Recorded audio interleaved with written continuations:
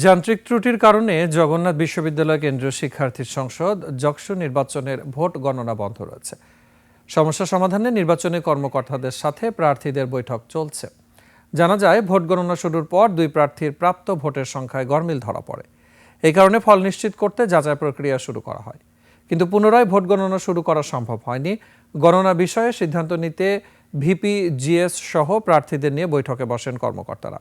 মঙ্গলবার সকাল 9টা থেকে বিকেল 3টা পর্যন্ত বিশ্ববিদ্যালয়ের 39টি কেন্দ্রে চলে ভোটের পরিবেশ শান্তিপূর্ণ থাকলেও বিভিন্ন প্যানেলের পক্ষ থেকে পাল্টাপাল্টি অভিযোগ তোলা হয়। নির্বাচনে ভোট পড়েছে প্রায় 65%, হল সংসদ নির্বাচনে ভোট পড়েছে প্রায় 77%। জগন্নাথ বিশ্ববিদ্যালয়ে আছেন সহকর্মী আরিফুল ইসলাম, যুক্ত হচ্ছে তার সাথে। আরিফ, ভোট গণনার বিষয়টি নিয়ে যে পাল্টাপাল্টি পরিস্থিতি চলছিল, সেটির আসলে সর্বশেষ কি তথ্য রয়েছে আপনার কাছে?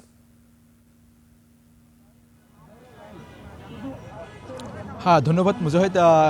জগন্নাথ বিশ্ববিদ্যালয়ের ছাত্র সংসদ যে নির্বাচন, সেই নির্বাচন ইতিমধ্যেই বেলা 3টে শেষ হয়েছে।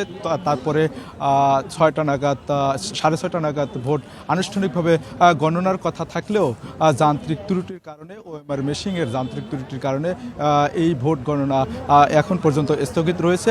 এই বিশ্ববিদ্যালয় প্রশাসন এবং নির্বাচন কমিশন এবং প্রার্থীরা যারা রয়েছে, ভিপি এবং জিএস পদে যারা রয়েছেন, তাদেরকে নিয়ে রাত 10টায় তাদের এই মিটিং, একটা সভা করার কথা। সেই সভা এখনও চলমান রয়েছে। সেই সভা এখনও চলমান রয়েছে।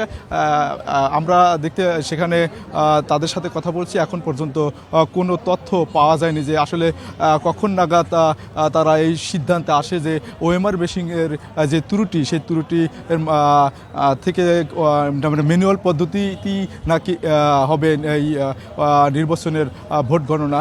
কিন্তু এই নির্বাচনের উৎসুক জনতা এবং যে শিক্ষার্থীরা রয়েছেন, তারা কিন্তু এখনও এই ভোট, তাদের যে প্রত্যাশিত যেই প্রার্থী যাদেরকে ভোট দিয়েছিলেন, তাদের এই ফলাফল জানার জন্য কিন্তু জগন্নাথ বিশ্ববিদ্যালয়ের যে মূল ফটক রয়েছেন, সেখানে আমি এই মুহূর্তে রয়েছি।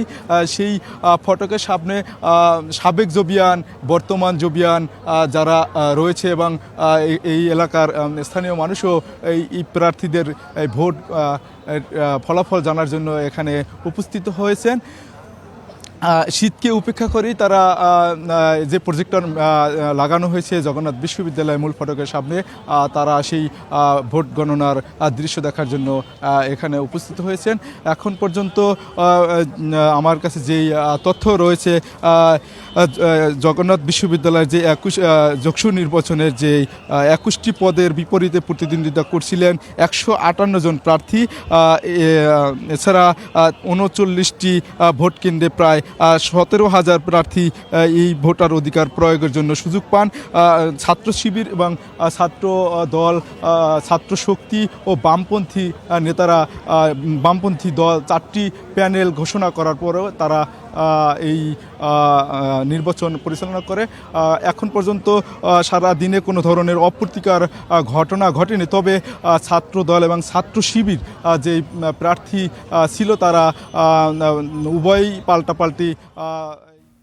জি আরিফুল, ধন্যবাদ আমাদের সাথে যোগ দিয়ে বিস্তারিত জানানোর জন্য।